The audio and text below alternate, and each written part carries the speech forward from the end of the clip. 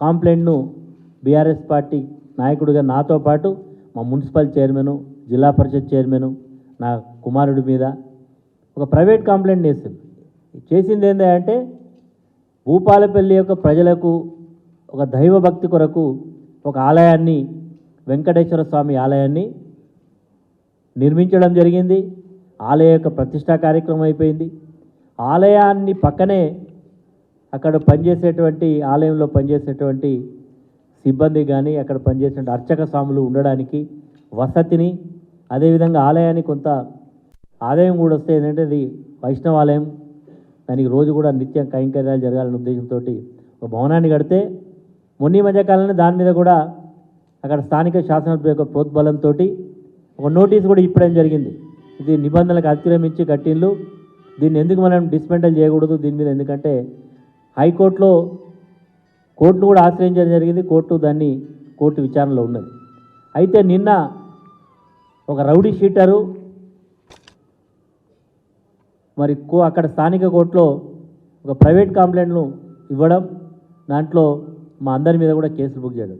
అంటే ఒక ఆలయం కట్టడం తప్ప, ఒక ఆలయాన్ని లోక కళ్యాణం కొరకు వెంకటేశ్వర స్వామి ఆలయాన్ని నిర్మించడం, అక్కడ పనులు కూడా ఇంకా ఆలయానికి సంబంధించినటువంటి పనులన్నీ కూడా పూర్తయినాయి. రోజు నిత్యం భక్తులతో రద్దీగా ఉండేటువంటి ఆ దేవాలయం మీద కూడా ఇది చెరువు శీకంలో ఉందని చెప్పి కంప్లైంట్ ఇచ్చారు. ఈరోజు ఎమ్మెల్యే క్యాంప్ కార్యాలయం, R&B గెస్ట్ హౌస్, ఇవి రెండు కూడా సేమ్ సర్వే నెంబర్ అందులోనే ఉన్నాయి. అదే దాని పక్కన ఉండేటువంటి స్థలం మెయిన్ రోడ్డుకు ఆనుకొని ఉండే స్థలంలో ఆలయాన్ని నిర్మించడం. మరి ఆ రెండు లేనటువంటి అభ్యంతరాలు ఒక ఆలయానికి ఎందుకు వచ్చిందో నేను సూటిగా ప్రశ్నిస్తూ ఉన్నా. అంటే ఎవరిని ఎక్కడ దొరికితే అక్కడ వేధింపులకు గురి చేయాలి. అది ఆలయం కట్టినా అది ఒక కలరిస్తూ ఉన్నారు. అక్రమ కట్టడాలు ఎవరి అవి?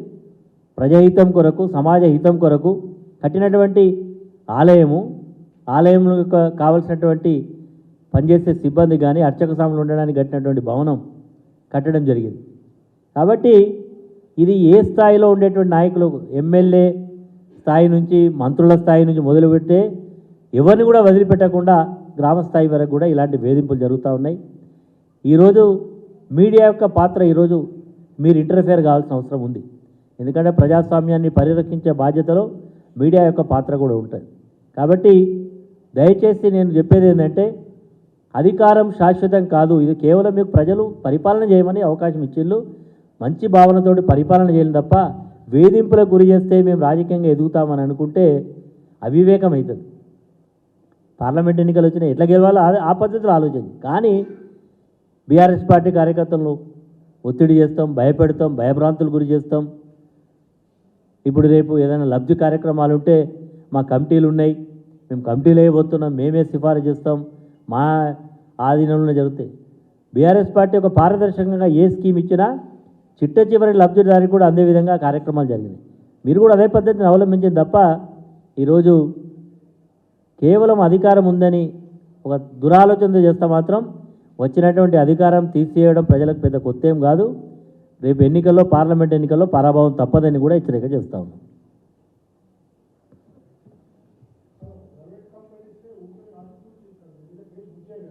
చేసిండు, విచారణ ఉండదు. ప్రైవేట్ కంప్లైంట్ ఇస్తే నేను అదే అడిగిన, మీరు అడిగినట్టు పోలీసు కంప్లైంట్ వచ్చింది కాబట్టి మేము కేసు బుక్ చేయాల్సి వస్తుంది, కోర్టు నుంచి రిఫర్ అయింది కాబట్టి అని చెప్తా ఉన్నాం.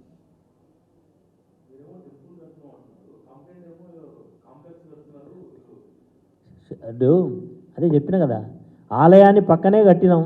ఆలయం పక్కనే కట్టిన దాంట్లో అర్చక స్వాములు, అందులో పనిచేసే సిబ్బంది కొరకు కట్టినటువంటి భవనం. అది గుడిని ఆనుకొనే ఉంది, సేమ్ ప్రమిసెస్, సేమ్ దాంట్లోనే. ప్రైవేట్ ఆస్తులు ఇవ్వండి, నా సంతానిగా నా మీద వేసిన దానికి కోర్టు నుంచి కూడా తీసుకొచ్చిన, ఆలయ కమిటీ చైర్మన్గా కోర్టుకి వెళ్ళి దాని మీద కూడా స్టే తీసుకొచ్చినాం. ఆలయానికి సంబంధించిన ఆస్తి వ్యక్తిగత ఆస్తి అవుతుందా? కాదు కదా. మొన్న మీరు కూడా కాళేశ్వరం వచ్చినట్టున్నారు, చూస్తే బాగుండేది. మీరు చూస్తే కూడా శివారెడ్డి గారు చూస్తే బాగుండేది. ఆలయం మీరు చూసినా లేదా? మీరు కూడా చూసి ఉంటారు ఎవరో.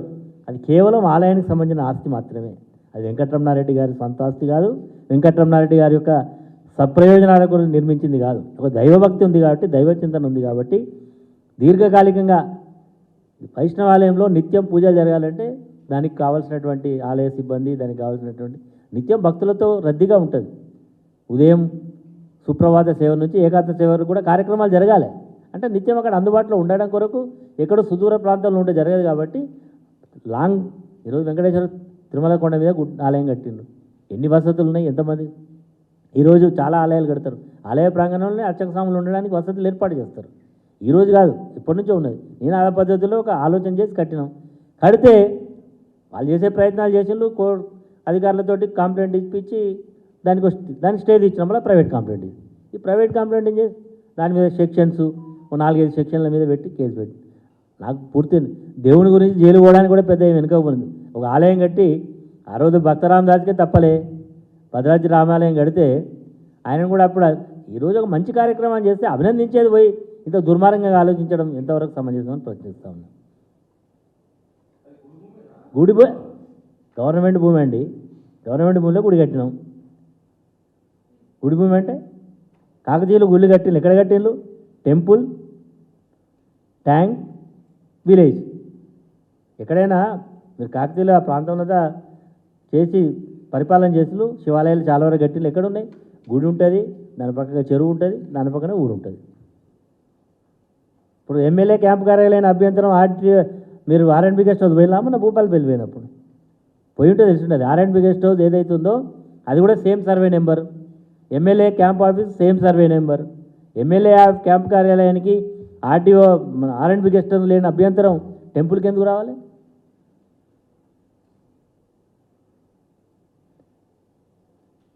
కేసు పెట్టిళ్ళు, వెంకటరమణారెడ్డి పలానా సెక్షన్లో పెట్టిళ్ళు, అరెస్ట్ చేస్తారు, జైలు పంపుతారు, అది చేస్తారు, ఇది.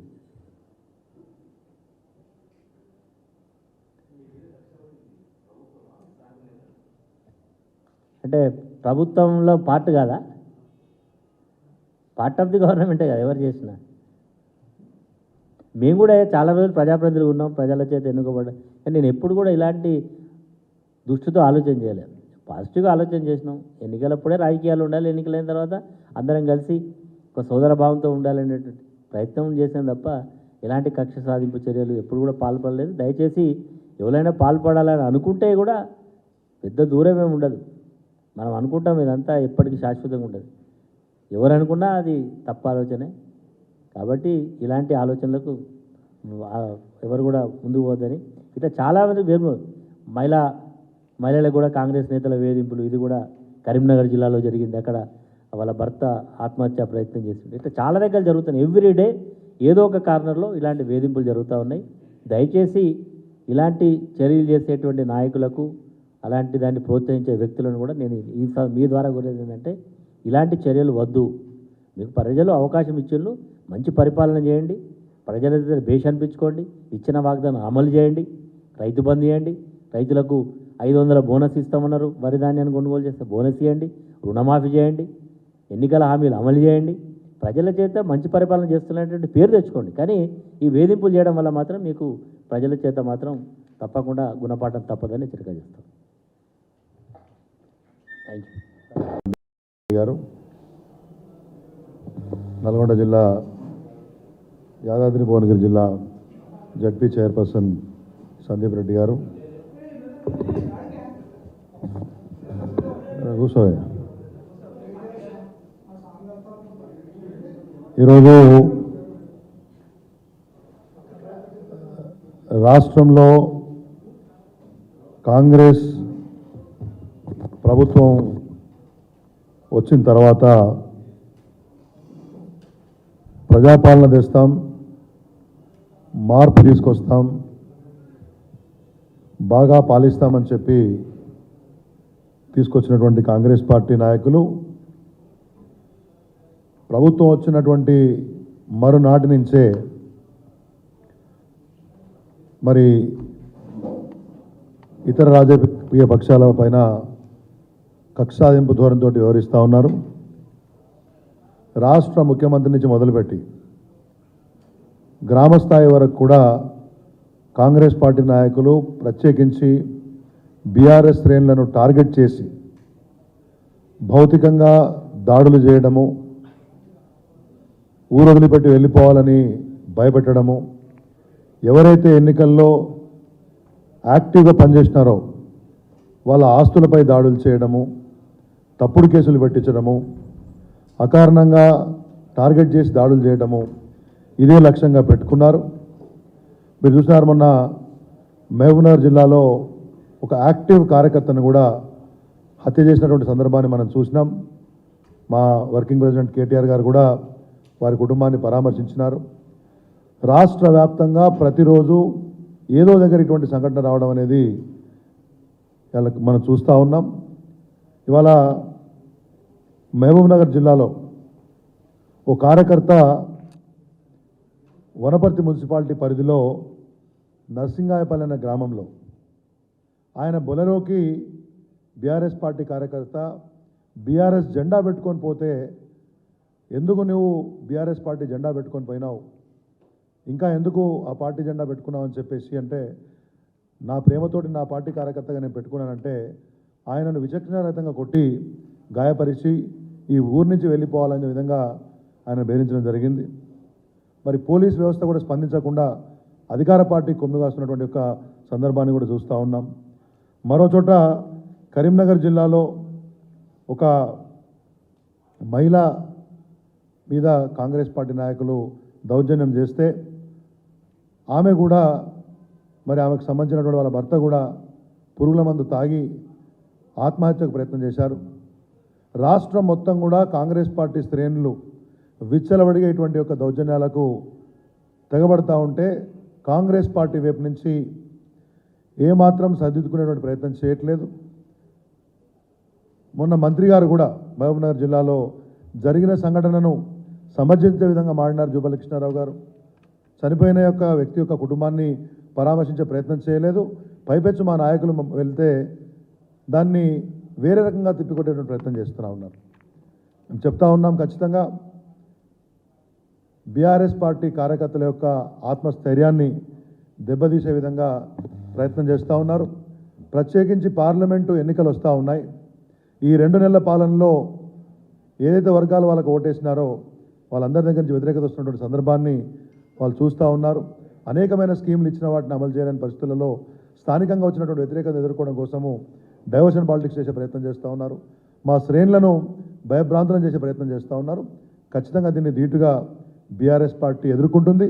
అన్ని స్థాయిల్లో ఉన్న నాయకులు వీటి మీద దృష్టి సారిస్తారు. రాష్ట్ర స్థాయి నుంచి కూడా దీనికి పార్టీ మరి శ్రేణులకు మద్దతిస్తుందనే విషయాన్ని తెలియజేస్తూ ఇప్పుడు మరి మాజీ శాసనసభ్యులు బీఆర్ఎస్ పార్టీ సీనియర్ నాయకులు వెంకటరమణారెడ్డి గారు మాట్లాడతారు. బీఆర్ఎస్ పార్టీ మొన్నటి వరకు అధికారంలో ఉన్నది. 10 సంవత్సరాల పాటు అందులో పనిచేసేటువంటి కార్యకర్తలను కూడా ఎలాంటి వేధింపులకు గురి చేయకుండా చట్టం ప్రకారం ఎవరైనా ఒక తప్పు చేస్తే తనవాడైనా వేరే వాళ్ళైనా చట్ట పరిధిలో చేయాల్సినటువంటి కార్యక్రమాలు చేయాలని పూర్తి స్వేచ్ఛ అధికారులకు కల్పించడం జరిగింది. ఎప్పుడు కూడా ఏ రాజకీయ పార్టీ కార్యకర్తలను వేధింపు చేసినటువంటి సందర్భాలు లేవు. కానీ దురదృష్టవశాత్తు ఈ మధ్యనే అధికారంలోకి వచ్చినటువంటి కాంగ్రెస్ పార్టీ నాయకులు ఎక్కడికక్కడ మరి బీఆర్ఎస్ పార్టీ కార్యకర్తలను ఒక రకమైనటువంటి భయాందోళనకు గురి చేయడం, వేధింపులు చేయడం, కవ్వింపు చర్యలు చేయడం ఈరోజు ఒక దగ్గరే కాదు ప్రతి జిల్లాలో కూడా ఇది జరుగుతూ ఉన్నది. మా దృష్టికి కూడా చాలా వస్తూ ఉన్నాయి. మేము కూడా కొంత సమన్వయంతో ఉండండి, కొత్తగా అధికారంలోకి వచ్చిన కొంత ఉచితనం ఉన్నా సర్దుకుపోవాలనేటువంటి ప్రయత్నంలో ఉండాలని మా వాళ్ళను చెప్తున్నా. ఈరోజు నేను పోలీస్ అధికారులను మీ ద్వారా విజ్ఞప్తి చేస్తూ ఉన్నా, మీరు చట్ట పరిధిలో పనిచేయండి.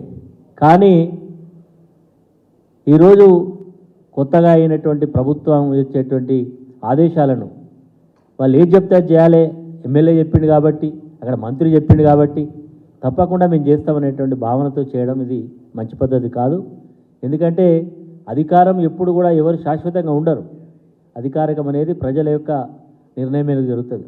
ఈరోజు ఇవన్నీ చేయడానికి కారణం ఏంటంటే పరిపాలన ప్రజలు ఇస్తే ఇచ్చినటువంటి వాగ్దానాలను అమలు చేయకుండా కాలయాపన చేస్తూ అప్లికేషన్స్ పేరు మీద వాటిని స్ట్రీమ్ లైన్ చేస్తామని చెప్పి కొంత టైం వీళ్ళంతా కూడా ఒక టాక్టిక్స్ ప్లే చేస్తూ ఉన్నారు. ఏంటంటే కాలయాపన చేస్తే రేపు ఫిబ్రవరిలో పార్లమెంటు బడ్జెట్ సెషన్ పూర్తి కాగానే కేంద్ర ఎన్నికల సంఘం షెడ్యూల్ ప్రకటిస్తుంది.